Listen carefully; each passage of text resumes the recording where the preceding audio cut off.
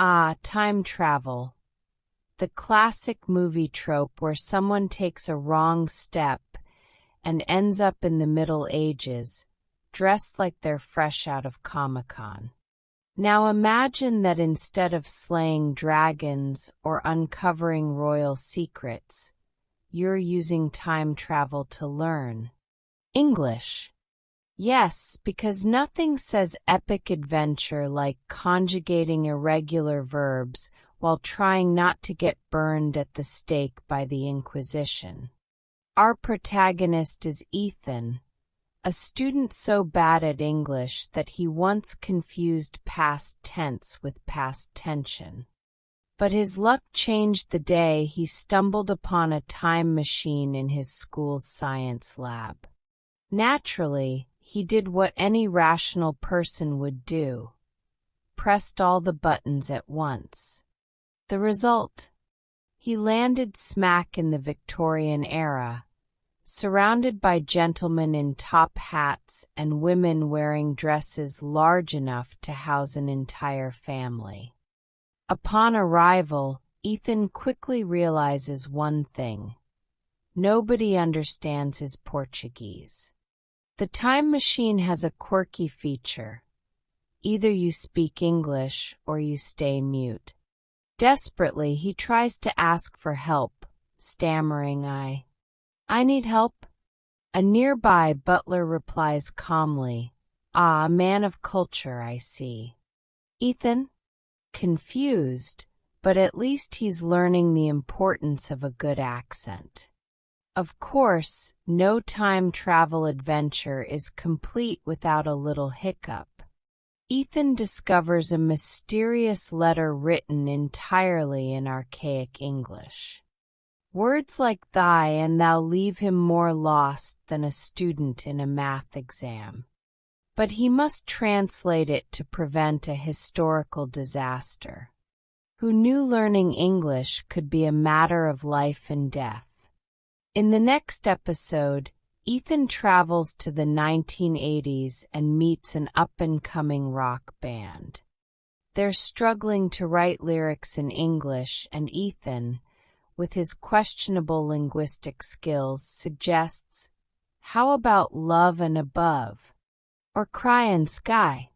The band looks at him like he's the next Shakespeare. Little do they know these rhymes will dominate the charts for decades. But it's not all fun and games. Back in the Industrial Revolution, Ethan tries to explain how to operate a steam engine to an exhausted worker. "First, pull the lever," he says. The worker, puzzled, responds, "Lever? You mean this stick thing?" Ethan realizes that knowing English isn't enough. He also needs to speak in a way that makes sense to people of the era. It's the linguistic equivalent of explaining memes to your grandma. And what's time travel without a little misunderstanding? In the Old West, Ethan tries to order a glass of water at the saloon, but ends up asking for whiskey with a splash of water.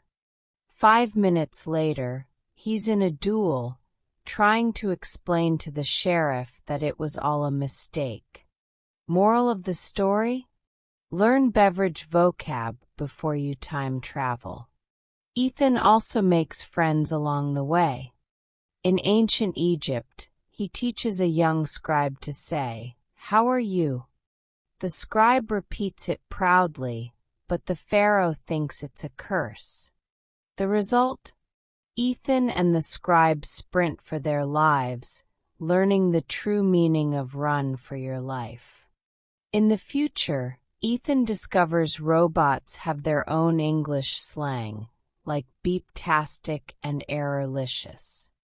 He tries to fit in but confuses debug with delete, nearly wiping the memory of the robot leader. Who knew even machines could have existential crises? Ethan's biggest challenge comes in the Middle Ages, where he tries to teach a knight to say, "Excuse me," before invading a village. The knight laughs and says, "That sounds like magic." "I like it."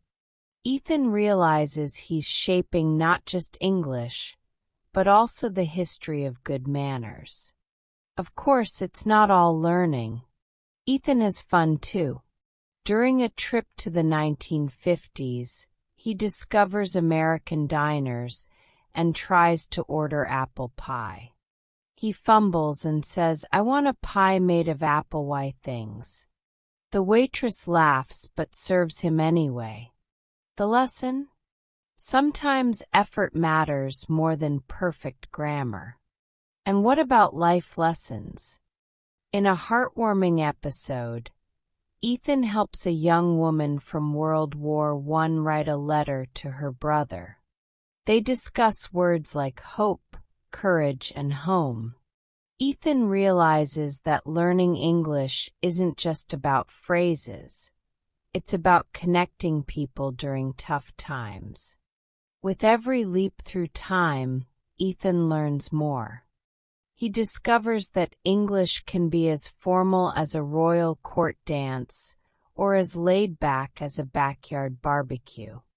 At the end of each journey, he returns to the present with new words, new stories, and the certainty that the English language is, above all, an adventure. So, buckle up, adjust your watch, and get ready to travel through time with Ethan. Because in the world of learning, every word has its own story, and every mistake is just another stop on this epic journey through English.